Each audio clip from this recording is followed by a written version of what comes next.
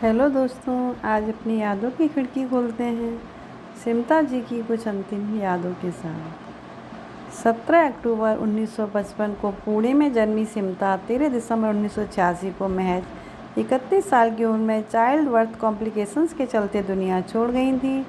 उनका निधन मुंबई में हुआ था, लेकिन सिमता की मौत से कुछ घंटों पहले की कहानी पर नज़र डालें तो महसूस होता है कि उन्हें एहसास हो गया था कि उनके साथ कुछ ना कुछ होने वाला है।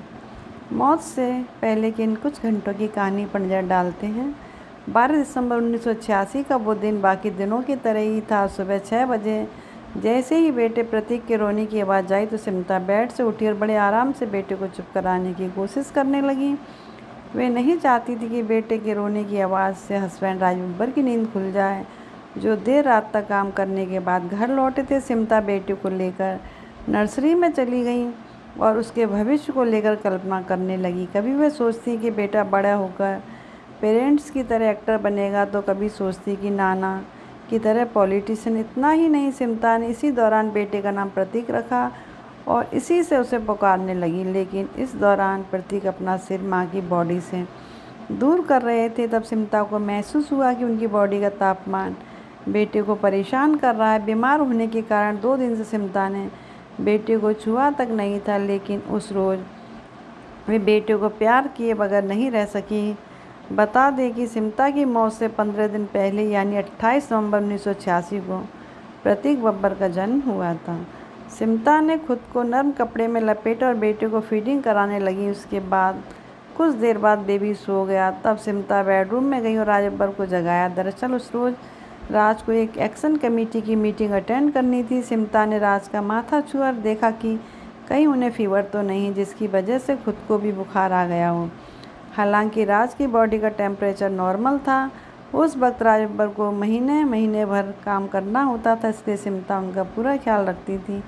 वे ये सुनिश्चित करती थी कि राज का सारा काम ठीक से चलता रहे। इस बार भी राज अपने इवेंट के लिए पूरी तरह एक्टिव थे और सिमता चाहती थी कि वह सक्सेसफुल हों। 1 घंटे बाद राज बब्बर घर से निकल गए और सिमता अपने डेली रूटीन में लग गई। अपने बाल धोए, क्योंकि वे हमेशा अपने गिरते बालों को लेकर चिंतित रहती थी। सिमता ने इस दौरान भीगी पलकें के सेट पर राज बब्बर से हुई पहली मुलाकात को याद किया। अपनी बड़ी बहन अनीता, जिन्हें वह ताई कहती थी, छोटी बहन मान्या के साथ बिताए पलों को याद किया। उन्होंने याद किया कि कैसे बचपन में पुणे स्थित अपने घर के पीछे लगे बरगद के पेड़ के नीचे बहनों के साथ खेला करती थी और उनके लिए मराठी माँ लोकगीत गाया करती थी। बाल धोते धोते सिमता ने डिसाइड किया कि वे सभी सॉन्ग्स को अपनी नोटबुक में कॉपी कर लेंगी। और इसी बीच माँ ने हैरानी भरी नज़र से पूछा, इनकी अब तुम्हें क्या ज़रूरत है? सिमता ने जवाब दिया, बस ऐसे ही मैं उन सब गानों को एक बार फिर गाना चाहती हूँ। अचानक सिमता के चेहरे पर उदासी छा गई। बॉडी में कहीं ना कहीं मामूली दर्द हो रहा था। सुबह 10:30 बजे डॉक्टर रेगुलर चेकअप के लिए आया और कहा, मामूली सा बुखार है, चिंता की कोई बात नहीं। इसके बाद डॉक्टर ने ड्रिप लगाकर दूसरी विजिट के लिए निकल गया। सिमता भी आराम करने लगी। कुछ देर बाद सिमता की हेयर ड्रेसर माया ने उन्हें गोद भराई की वीडियो कैसेट दी और कहा कि यह सिर्फ 30 मिनट की। जवाब में सिमता ने कहा कि जब बेटे के नामकरण संस्कार के समय ताई और मान्या वहाँ होंगे तो कैसेट को पूरा कर लेंगे, क्योंकि बेटे के साथ उनकी कोई फ़ोटो नहीं है। कुछ देर बाद सिमता ने माया से कहा, मुझे अच्छी वाली फीलिंग नहीं आ रही, प्लीज़ मेरे लिए दुआ करना कि मैं जल्दी ठीक हो जाऊं। माया ने दिलासा बांधते हुए कहा, आपको कुछ नहीं होगा। बता दें कि माया और सिमता ने 2 साल तक साथ काम किया। माया सिमता का पूरा ख्याल रखती थी, यहाँ तक कि अगर सिमता बिना वजह टेंशन ली तो माया उन पर चिल्ला भी दिया करती थी। आज भी माया ने वही किया। सिमता को समझाते हुए कहा, पागल है क्या? ऐसा क्या होने वाला है तुझे जो तू इतनी चिंता कर रही है? करीब 2 घंटे बाद जब सिमता को लगी कि पहली बोतल पूरी हुई तो उन्होंने रूम बदलने की इच्छा जताई। उन्होंने अपनी माँ से कहा, इन 2 सालों में आपके लिए अच्छी नहीं रही। मैंने हर वक्त आपसे झगड़ा किया, लेकिन अब सब ठीक है। मैंने अपनी सारी प्रॉब्लम को सॉर्ट आउट कर दिया। इसके बाद सिमता की बेचैनी होने लगी और किसी को कॉन्टैक्ट नंबर तलाशने लगी। उन्होंने करीब 3 बजे पूनम ढिल्लन को फ़ोन किया और कहा कि वे ठीक महसूस नहीं कर रही है। पूनम ने मजाकिया अंदाज में जवाब दिया कि प्रेगनेंसी के बाद हर महिला के साथ ऐसा होता है। लेकिन सिमता ने पूनम से कहा, मुझे बहुत बेचैनी हो रही है, क्यों नहीं तुम सेट पर आ जाती हो। अचानक वे खांसी तो सिमता की माँ ने चिल्लाते हुए कहा, अगर तुम्हें फीवर है तो मत आओ, मैं नहीं चाहती कि मेरी बेटी को इन्फेक्शन हो। तब पूनम ने कहा कि वे कुछ देर में ठीक हो जाएंगी, कभी कभी उन्हें ऐसी ही खांसी आ जाती है। शाम को राजब्बर मीटिंग से वापस लौटे तब तक सिमता की ट्यूब्स निकाल दी गई थी और वे अच्छा महसूस कर रही थी। उन्होंने राजब्बर के कपड़े निकाल दिए जो वे किसी फंक्शन में पहनकर जाने वाले थे। सिमता ने राज के साथ फंक्शन में जाने की इच्छा जताई। उन्होंने कहा, जब आप मेरे साथ होती हो तो मैं अच्छा महसूस करती हूँ।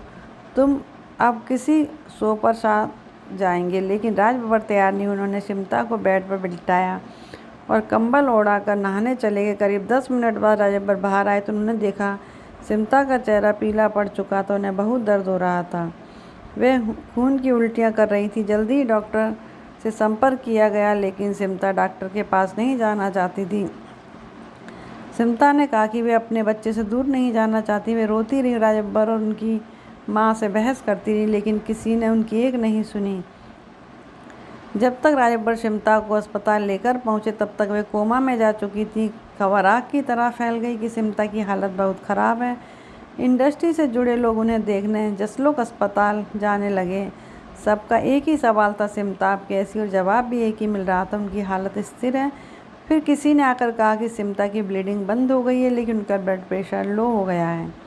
सिमता रेस्पिरेटर पर हैं। 20 डॉक्टर उनका इलाज कर रहे हैं। उनके दिमाग ने काम करना बंद कर दिया, लेकिन डॉक्टर्स को उनके ठीक होने की उम्मीद है। दूसरे दिन सुबह खबर आई कि सिमता नहीं रही।